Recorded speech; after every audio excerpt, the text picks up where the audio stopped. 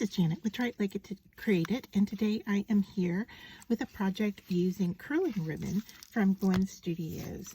And I just wanted to start off by showing you the similarity between the curling ribbon and the quilling paper. Now you notice the size is about almost twice the thickness, but it will work in a similar fashion to the quilling paper. So I am going to start with my piece of ribbon, and I am going to put it into my quilling tool. Now this is a battery operated quilling tool. You could use one by hand, or you can purchase this one, and I will put information about this in the description section on this video. But to start, I'm just going to place it into the quilling tool, and you'll notice here that I have the longer stem loaded onto the machine, and then I'm just going to place a little bit of glue on that end, and that's probably a little too much, so I'll take some off. And then I am just going to fold this over, and then I am just going to start holding this in place and using the tool to wind it up. Okay, and so you just want to continue making sure that it's one nice and flat. So you can see here I have it folded, so I'm going to unwrap it a little bit, and I want to hold it nice and flat, and then I also want to keep the top in place so it doesn't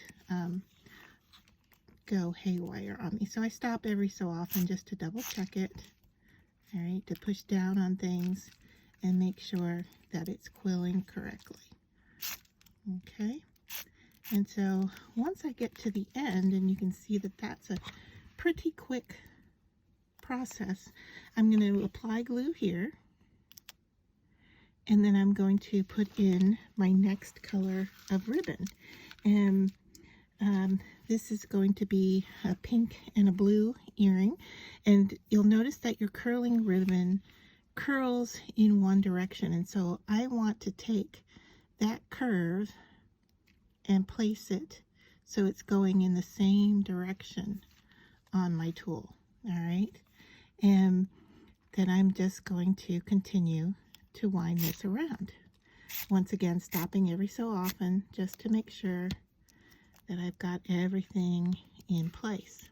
All right, so to make a pair of earrings, what you want to do is cut your curling ribbon so that you have the same length for each earring.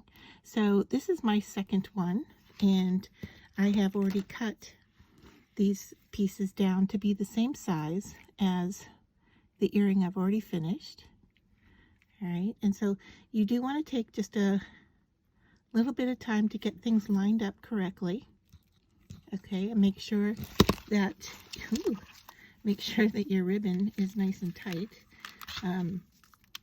And if something like that happens, you just pull tight on the ribbon, all right, and then wind it up again. And if it should curl around the base of your tool, like so, you just undo it.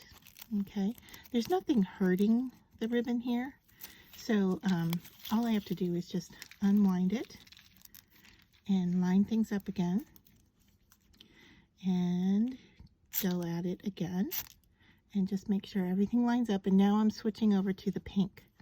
All right, so I'm going to give it a twist or two.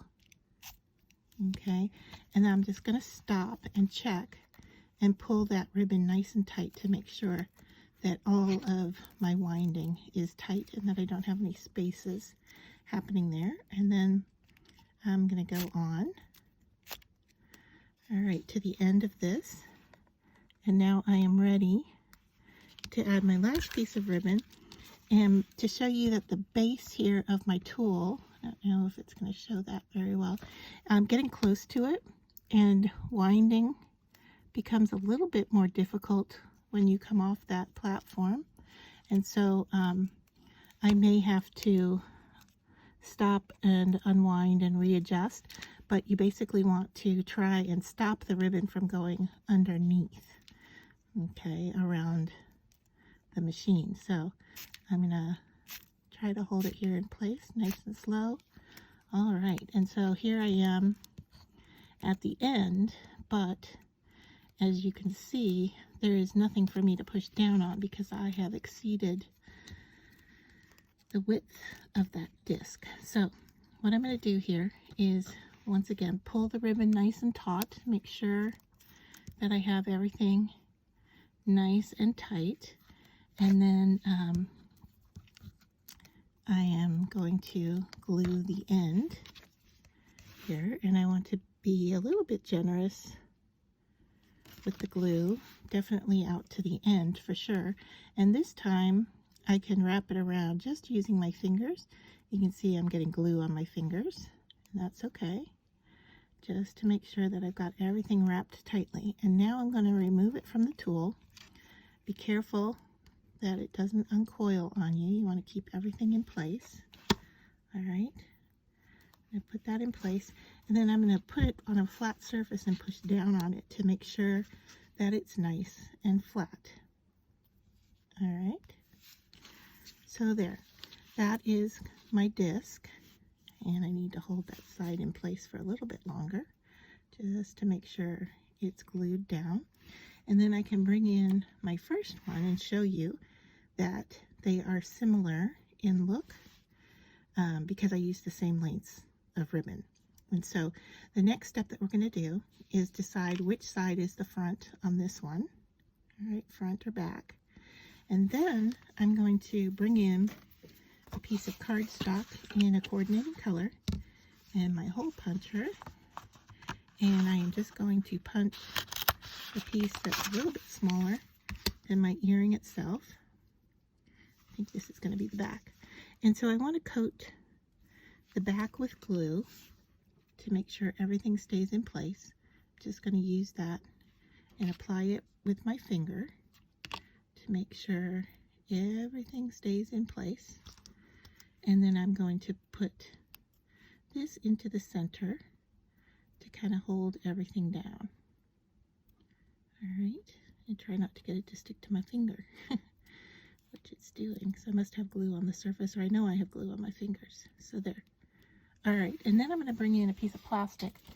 And in this case, I'm just using these dots from the Dollar Tree from Jot. And I'm going to put it on this plastic here to push down because I know the glue won't stick there. So I want to make sure my earring is done and in place. And then one more glue piece there to attach one of these blue gems in place and to center it. All right. And then I just need to let that dry before we put the back on it. Now that these have dried enough, I'm going to attach the post backs to these earrings, and I am just going to use some super glue gel. Now, any kind of like E6000 or jewelry tack, anything like that could work really well, and super glue works equally as well. So you just need a drop on there, and then just wiggle it around just a little bit so it's secure, and then give it time to dry. So we're going to do that on both pieces here.